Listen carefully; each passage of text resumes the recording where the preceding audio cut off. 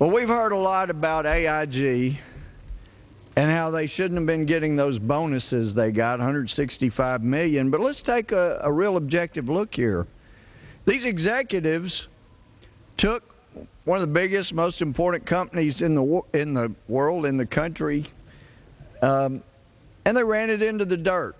Bankrupted a lot of other companies, but they didn't have to go into bankruptcy because they convinced the government to come in with taxpayer dollars and give them $173 billion. Now that's pretty extraordinary. And they still had their jobs.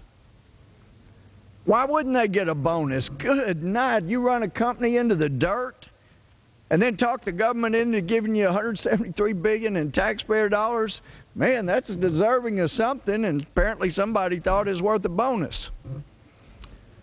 Well, the fact is, they shouldn't have gotten bonuses. They should have been in receivership. But I keep looking for people to finally keep the promises that they have made. You know, we heard that we were going to get change that people could believe in, and we saw with the bailout back in September what some of us knew was a horrible mistake, and we said it then. And even though I'm a Republican, I was looking forward to change from the deficit spending, and yet we've just gotten more and more and more of the same. When are we going to get change? Isn't it about time we quit the deficit spending? It would sure be nice. We were told that there would be no lobbyists in this administration. I like the sound of that. Sounded good. Well, then it turned out he meant no lobbyists except for the ones they actually hire to be part of the administration. You know, we were told there would be new ideas in this administration. We'd go a new direction. We'd have change. But then we got a Secretary of the Treasury that's given credit for thinking of a lot of the plan that Paulson had, even though I still hadn't been able to figure out what plan that was. So we didn't get change. We're getting more of the same. More and more of the deficit spending. You know, when are we going to get the change?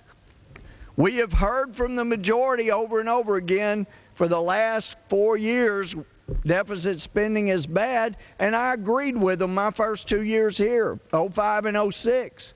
So when they took the majority, I thought, well, the good news is they'll finally stop this ridiculous deficit spending, but they didn't. It got worse and worse and worse. And then when they found that there was a president from the same party, instead of together, since they controlled the House, the Senate, and the White House, completely bringing an end to deficit spending, it's just gotten worse and worse. This madness has to stop. You know, we are blessed right now with a president who's one of the most gifted communicators I've ever seen in my lifetime. But what we're finding is that true leadership is not going to be found between the lines in a teleprompter. You know, you can look at the teleprompter, you can read from it, but that's not where leadership is. So when I heard right here from that podium, Mr. Speaker, at whether you call it the State of the Union or whatever last month, these words, that we're going to assure the continuity of a strong, viable institution that can serve our people and our economy. President Obama said, I understand on any given day, Wall Street may be more comforted by an approach that gives banks bailouts with no strings attached, and that holds nobody accountable for their reckless decision, but such an approach won't solve the problem. He went on to say, this time CEOs won't be able to use taxpayer money to pad their paychecks or buy fancy drapes or disappear on a private jet. Those days are over. And then here we come the following month. There were no strings attached to say, you know what, you ran this company in the ground. You don't get a bonus with taxpayer dollars.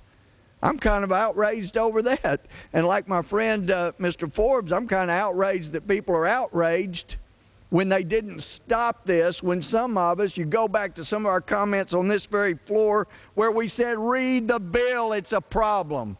Well, it's time for true change. Let's get what we should have and not what people talk about. I yield back. The gentleman from Texas.